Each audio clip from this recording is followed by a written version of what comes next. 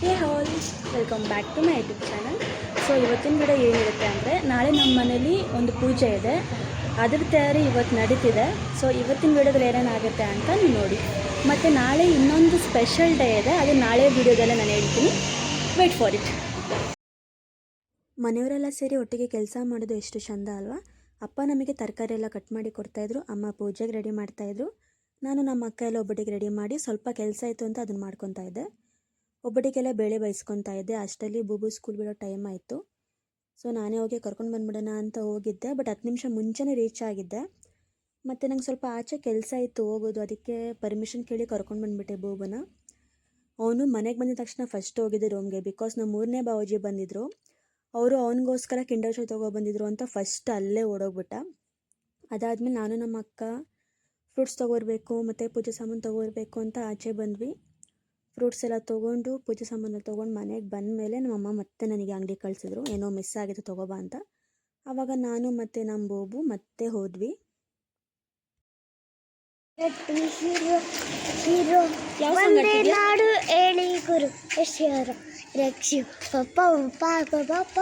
Song ಹೇಳ್ತಿದ್ಯಾ? ಅವನು ಚಿಟಿಕೊಂಬೆ song ಹೇಳ್ತಿದ್ದಾನೆ. ಬೆಳಗಿಂದ ಟಿಫನ್ ಮಾಡಿ ಸುಮ್ಮನೆ ಹೊರಾಡೋದೇ ಆಗ್ಬಿಟ್ಟಿದೆ, ಅಲ್ಲಿಂದ ಇಲ್ಲಿಗೆ ಅಂಗಡಿ. ಸುಮ್ಮನಿರೋ. ಮನೆಗೆ ಇವಾಗ ನಮ್ಮ ಅಜ್ಜಿ ಬಂದಿದ್ದಾರೆ, ನಮ್ಮ ಅತ್ತೆ ಮತ್ತು ನಮ್ಮ ಅತ್ತೆ ಮಗ ಇನ್ನೂ ಬರ್ತಾರೆ. ಇವತ್ತು ಸ್ವಲ್ಪ ಜನ ಬರ್ತಾರೆ, ನಾಳೆ ಸ್ವಲ್ಪ ಜನ ಬರ್ತಾರೆ. ಸುಸ್ತಾಗೋಯ್ತು ಸುಸ್ತಾಗೋಯ್ತು ನನಗೆ, ಏನು ಮಾಡಲಿ. ಸುಮ್ಮನೆ ಮಾಡಿ ಸ್ವಲ್ಪನೂ ಮರ್ಯಾದೆ ಕೊಡಲ್ಲ ಇವನು. ಅಮ್ಮ ಹೇಳಿದ ಐಟಮ್ಸ್ ಎಲ್ಲ ತೊಗೊಂಡೋಗಿ ಅಮ್ಮ ಕೊಟ್ಟು ಬೇರೆ ಕೆಲಸ ಎಲ್ಲ ಇರುತ್ತಲ್ಲ ಅದನ್ನೆಲ್ಲ ಮುಗಿಸ್ಕೊತಾ ಇದ್ವಿ. ಅಷ್ಟಲು 6:30 ಆಗಿಬಿಟ್ಟಿತ್ತು. ಸೊ ಬೇಗ ಒಬ್ಬಟ್ಟು ಮಾಡ್ಕೊಳ್ಳೋಣ ಅಂತ ಕೂತ್ಕೊಂಡಿದ್ದೀವಿ. ಇವರೆಲ್ಲ ನಿಮಗೆ ಗೊತ್ತಲ್ವಾ, ಇವರು ನಮ್ಮ ಅತ್ತೆ, ಅಂದರೆ ನಮ್ಮ ಅಪ್ಪ ಇದ್ರಲ್ಲ ಅವ್ರ ಅಕ್ಕ, ಮತ್ತು ಇವ್ರು ನಮ್ಮ ಅಜ್ಜಿ, ನಮ್ಮ ಅಮ್ಮ ಅವರಮ್ಮ. ನಾಳೆ ಅಂದರೆ ತುಂಬಾ ಕೆಲಸ ಇರುತ್ತೆ. ನಾಳೆ ಎಲ್ಲ ಇವತ್ತು ತುಂಬ ಕೆಲಸ ಇದೆ, ಅದಕ್ಕೆ ಬೇಗ ಕೆಲಸ ಮುಗಿಸ್ಕೊಳ್ಳೋಣ ಅಂತ ಕೂತ್ಕೊಂಡಿದ್ದೀವಿ. ಬಿಕಾಸ್ ಒಬ್ಬಟ್ಟೆಲ್ಲ ಆದಮೇಲೆ ಮತ್ತೆ ದೇವ್ರನ್ನ ಕೂರಿಸ್ಬೇಕು, ದೇವರಿಗೆಲ್ಲ ಅಲಂಕಾರ ಮಾಡಬೇಕು. ಅದಕ್ಕೆ ಬೇಗ ಕೆಲಸ ಮಾಡ್ತಾಯಿದ್ದೀವಿ. ಅಂದರೆ ಒಂದು ರೌಂಡಲ್ಲಿ ಒಂದು 100 ಹೋಳಿಗೆ ಮಾಡಿದ್ವಿ. ಅದಾದಮೇಲೆ ನಮ್ಮ ಅಕ್ಕ ಎಲ್ಲ ಬರ್ತಾರೆ, ಸೊ ಒಟ್ಟಿಗೆ ಮಾಡೋಣ ಅಂತ ಊಟ ಎಲ್ಲ ಮುಗಿಸ್ಕೊಬಿಟ್ವಿ. ಒಬ್ಬಟ್ಟು ಮಾಡಿ ಇನ್ನೂ ಒಬ್ಬಟ್ಟು ಮಾಡಬೇಕು. ಇವಾಗ ಸದ್ಯಕ್ಕೆ ಎಲ್ಲರೂ ಊಟ ಮಾಡಿಕೊಂಡು ಆಮೇಲೆ ಸ್ವಲ್ಪ ಆದಮೇಲೆ ಒಬ್ಬಟ್ಟು ಮಾಡೋಣ ಅಂತಿದ್ದೀವಿ.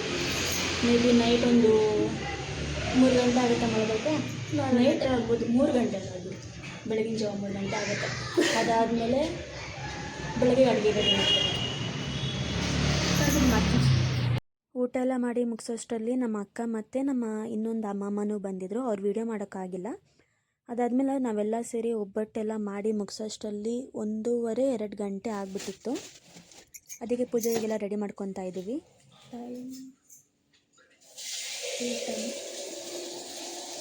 ಅಂದರೆ ಒಬ್ಬಟ್ಟೆಲ್ಲ ಮಾಡಿ ಆಯಿತು. ಇವಾಗ ದೇವ್ರನ್ನ ಕೂರಿಸ್ಬೇಕು, ಅದನ್ನು ಮಾಡ್ತಾಯಿದ್ದೀವಿ.